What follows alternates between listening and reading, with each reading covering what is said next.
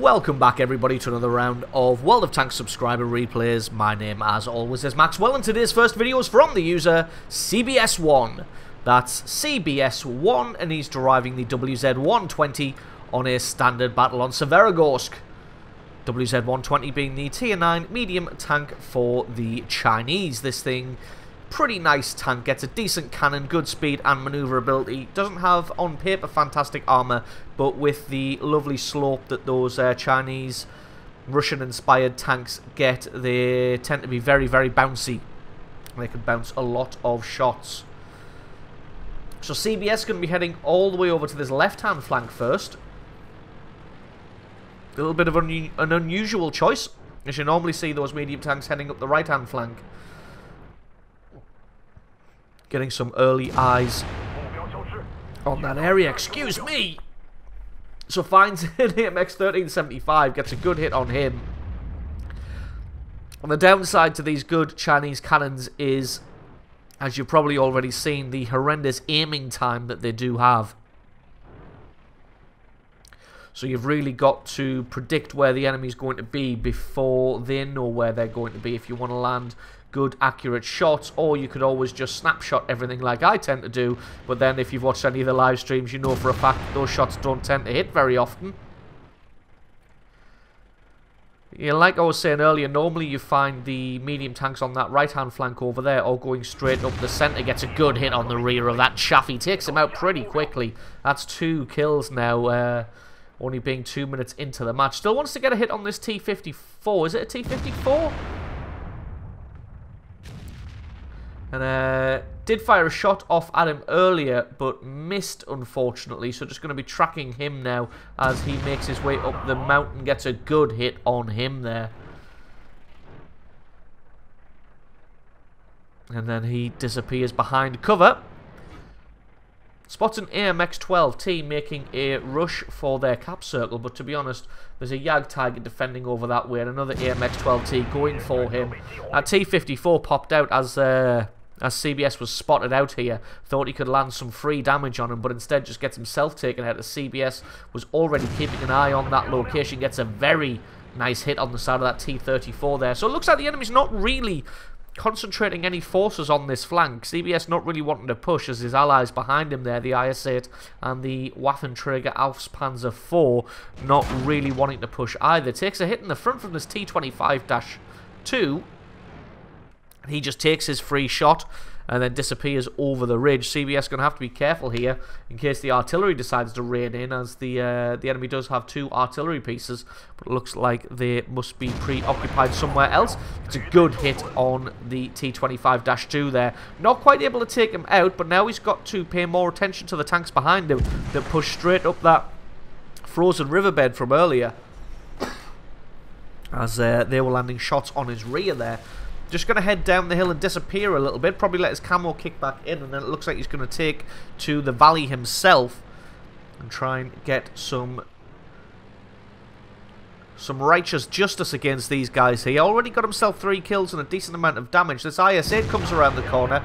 I think he came steaming around the corner a little bit too quickly, not really sure what was going to happen. His turret is all over the place, gun pointing everywhere but at the target. He did decide to drop back a little bit now, but to be honest, I think CBS is going to be able to duel with this guy, as he's either suffering from terrible lag or has absolutely no clue what he's doing. Got to be careful here. He's paying more attention to the guys on top of the hill. Luckily that T-34 just plants his shot into the ground there. CBS not wanting to take any damage from that ST-1 on the ridge, and E-75 bravely comes in and shows the T-34 and the IS-8 how it is done when you are a heavy tank. When you're a heavy tank, you want to just get in there, get in and amongst them and show them who is the boss, and that is exactly what this E-75 is doing now, backed up by the WZ of CBS1 here, who was able to take out the IS-8 as well, and that was kill number 5. So game's still fairly even at 6 kills to 6. Not really sure where the allies have lost most of their tanks. I think it's on that hill on the right hand flank, so it's probably a good job that CBS didn't head over there, or else he probably would have met with a similar fate. And as I mentioned earlier, that left-hand flank not pushing at all, even though some of the tanks that were defending have now decided to move on off that area. The Yag Tiger moved across a little bit, and the IS-8 has totally abandoned his camping spot. So it looks like CBS is going to head back across to this left-hand side, just maybe to get some eyes on that ridge to see if anybody is deciding to push there. Got to play it carefully, because if the enemy team can get down this hill and take an entrenched position further down, sort of around about this position or this position here, then they could be pretty hard to shift. And if they can get in and onto the artillery pieces in the south there, then the Allied team's going to be in serious trouble. But as it is, the IS-8 and the E-75 both deciding to go and bolster the forces on that right-hand side, just trying the overwhelming force tactic of put as many people on that flank as you can, and hopefully you should be able to win the day. But it looks like the enemy are content just to sit back at the moment. They've got a WZ treble 1-1-4 up there, and that Tiger 2, and again, they're not really being assaulted by anybody at the moment. Enemy team more than happy just to try and wait this one out for a while. CBS just advancing very, very slowly. Doesn't want to make a mistake and get himself out too far, like the early light tanks that we saw on that right-hand side, getting taken out pretty quickly because they pushed up way too far. Now, I would have thought that ST-1 and T-25-2 would still be on the ridge there. We've got an IS-3 all the way back here for some reason. Spots CBS-1, and that is the troll armor of the IS-3 coming into effect there, as that shot just bounces harmlessly. But they've got the WZ-120 in here to help them out, and an AT-15 up on the ridge. Going to zoom in and try and pick out his weak spot. But it looks like he's looking in a different direction, so this should be an easy bit of damage there, which indeed it is. And the AT-15 decides that discretion is the better part of valor and just decides to move on away. Got WZ covered off nicely in the trench there, so it's going to be a case of just moving in and trying to close down on the T-25-2 from earlier. Finally gets the killing blow on him, takes him out, and that's kill number 6. And now himself and his other friend, the WZ-111-4, god, so many ones, are going to try and do some dueling with this ST-1 here, except he finds a Tiger P up on the ridge. Not sure where he's come from. He's taken a considerable amount of damage, so he's obviously been battling somewhere else and decided to come across to this ridge later. Is able to take him out, but takes a massive hit from the Lorraine 155-50 there. Takes off a good chunk of his hit points, and he's got to play this one carefully.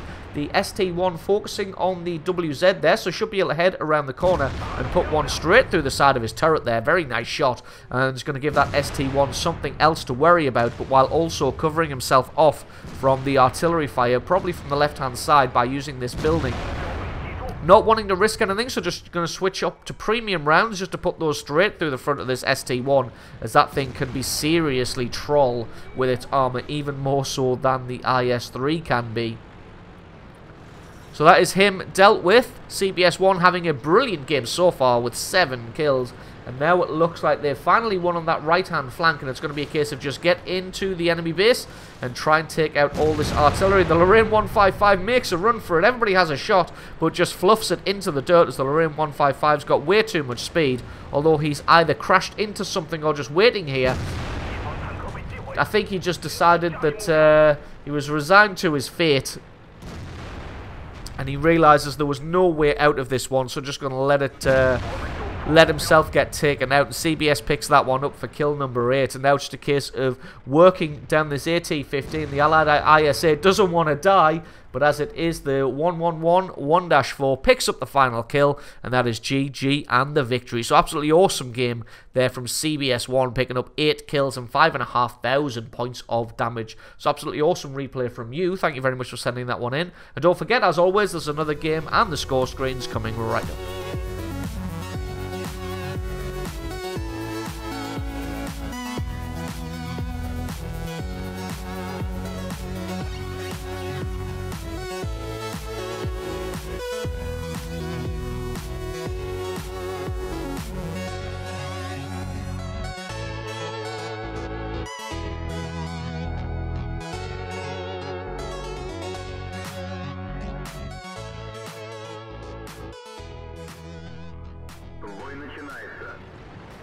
And our second replay of the day is from the user Robin Wester 12. That's Robin Wester 12, and he's driving the IS-6 on his standard battle on the Abbey. IS-6 being a tier 8 premium tank for the Russians. Now, I'm well aware that I think I've brought an IS-6 replay very recently. Well, not very recently, but at least within the last fortnight.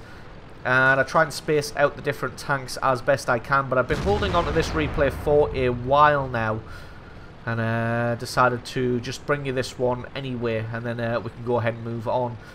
One thing I do want to say to anybody that is waiting for their replays to get shown, as I stress every single time, although I love getting your replays and enjoy watching every single one of them, I do get shitloads of them. So if your replay doesn't get shown, it doesn't mean that it wasn't good or it wasn't awesome. It either just didn't quite fit with what I define as entertaining, which I've talked about in a vlog, so I'm not going to go into here.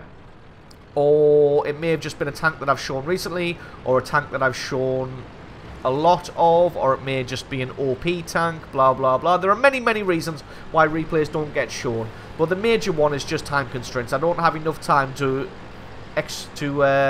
watch every single replay in minute detail. A lot of them get watched at times 16 speed.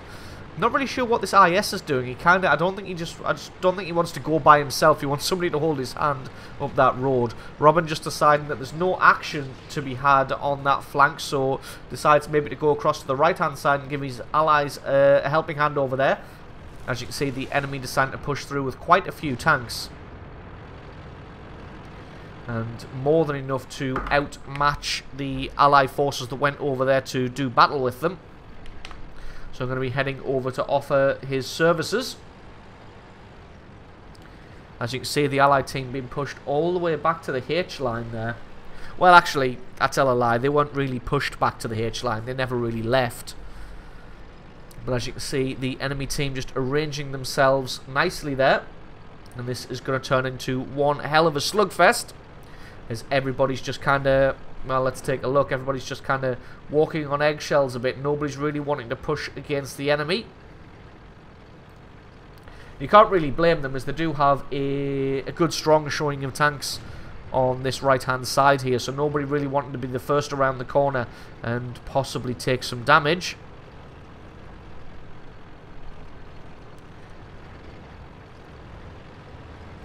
But that's why Robin is here.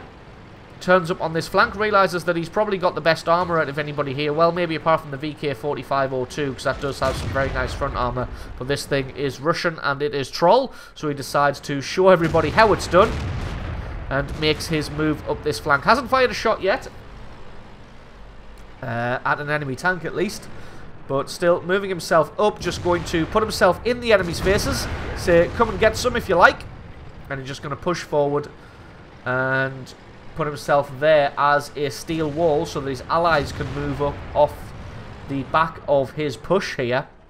Finds a Rheinmetall out here, gets a good hit on him and bounces one in return. Just moving out the way so that his allies can have a shot as well. But this is really what you want to do as a heavy tank, is you just want to push up like this and take the fight to the enemy. Takes a hit there from the IS, but all it manages to do is take his track out and do a little bit of damage. And his allies still hanging all the way back. It looks like they're starting to make a move now, as they realise that they're a little bit late to the meal. They may only be left with scraps if they're not a little bit quicker. This KV-3 gets a decent hit there, but doesn't do any damage. Starts to move forward. Not sure. He's trying to get in cover behind the corpse of this tank here. And the VK goes and just charges into his face, but Robin's able to pick up the kill on that. Well deserved for his push there on this flank. And then with his work being done, he decides to move off just like Superman. His work being done, decides to leave this flank, as he's not really going to be needed anymore. That Hellcat and 4502. Now, I was going to say the Centurion 1 would be able to push on their own, but the Centurion 1 obviously just decides to come with Robin in his IS-6 here. I'm going to see what adventures they can get up to on different parts of the map. So as you can see, the enemy team is pushing in from the left-hand side, but the Allies have a firm hold in the centre there with that KV-3 and T-69, so I'm not really sure how much they're going to have to worry about a push from this left-hand side, as the smarter tanks from that left-hand flank will have probably dropped back in an effort to try and do something about this KV-3 and this T-69.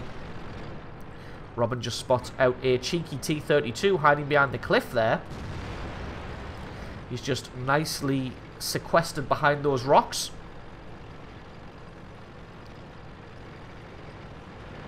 Gonna see if he can get a shot on him. Not really wanting to take that shot, as all he could see was the turret, really.